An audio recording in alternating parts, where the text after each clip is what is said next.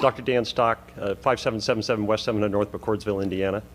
To address your comment about, gee, it's hard to believe we're 18 months into this and still having a problem, and I would suggest the reason we still have a problem is because we're doing things that are not useful, and we're getting our sources of information from the Indiana State Board of Health and the CDC, who actually don't bother to read science before they do this.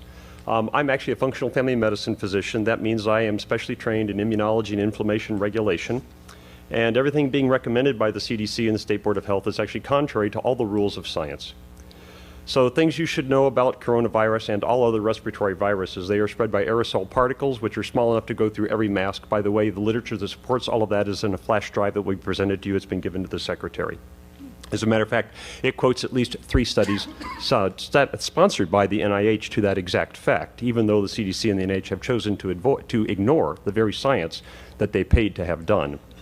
That is why you keep struggling with this, is because you cannot make these viruses go away. The natural history of all respiratory viruses is that they circulate all year long, waiting for the immune system to get sick through the winter or become deranged, as has happened recently with these vaccines, and then they cause symptomatic disease. Because they cannot be filtered out and they have animal reservoirs, and this is a very important point, no one can make this virus go away. The CDC has managed to convince everybody that we can handle this like we did smallpox, where we could make a virus go away. Smallpox had no animal reservoirs. The only thing it learned to infect was humans. That's why we were able to make that virus go away. That will not happen with this any more than it will with influenza, the common cold, respiratory syncytial virus, adenoviral respiratory syndromes, or anything else that has animal reservoirs. So the reason you can't do this is because you're trying to do something which has already been tried and can't be done.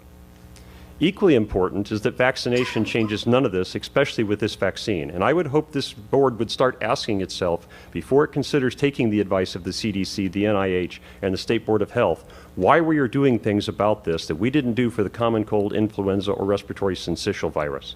And then ask yourself, why is a vaccine that is supposedly so effective having a breakout in the middle of the summer when respiratory viral syndromes don't do that? And to help you understand that, you need to know the condition that is called antibody-mediated viral enhancement. That is a condition done when vaccines work wrong, as they did in every coronavirus study done in animals on coronaviruses after the SARS outbreak, and done in respiratory syncytial virus, where a vaccine used in a vulnerable individual done the wrong way, which cannot be done right for a respiratory virus which has a very low pathogenicity rate, causes the immune system to actually fight the virus wrong and let the virus become worse than it would with native infection. And that is why you are seeing an outbreak right now. And in fact, in that flash drive you're going to have coming to you and in the emails with 6 Extra will be a study showing that 75% of people who had COVID-19 positive symptom cases in Barnstable, Massachusetts outbreak were fully vaccinated. Therefore, there is no reason for treating any person vaccinated any differently than any person unvaccinated. You should also know that no vaccine, even the ones I support and would give to myself and my children, ever stops infection. In 2014, there was outbreak of mumps in the National Hockey League. The only people who came down the symptoms were the people who were unvaccinated or unknown vaccine status. Boy, that sounds like a great argument for vaccines. But a question that you should ask yourself, knowing that half of the people who came down with symptomatic disease had no contact with an unvaccinated or unknown vaccine status individual, where did they get the disease? And the answer was from the vaccinated individuals. No vaccine prevents you from getting infection. You get infected, you shed pathogen. This is especially true of viral respiratory pathogens. You just don't get symptomatic from it. So you cannot stop spread. You cannot make these numbers that you've planned on get better by doing any of the things you're doing, because that is the nature of viral respiratory pathogens.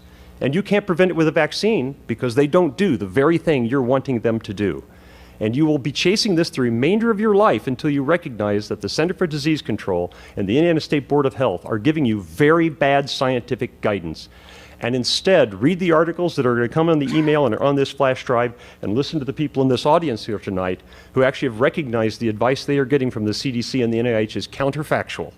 And that's why you're still fighting this with this vaccine that supposedly was going to make all of this go away, but has suddenly managed to make an outbreak of COVID-19 develop in the middle of the summer when vitamin D levels are at their highest. By the way, the other thing that would be necessary for any vaccine restriction to be considered is if there were no other treatment available.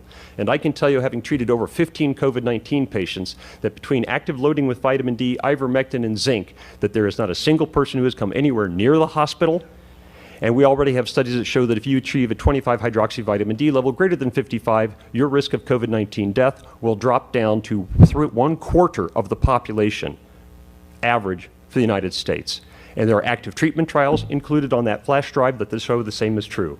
So if you were going to discriminate based upon vaccine, you should also discriminate based upon 25 hydroxyvitamin D level, zinc taste test response, and probably previous infection, since there are also studies on that flash drive that show that people who have recovered from COVID-19 infection actually get no benefit from vaccination at all, no reduction in symptoms, no reduction in hospitalization, and suffer 2 to 4 times the rate of side effects if they are subsequently vaccinated.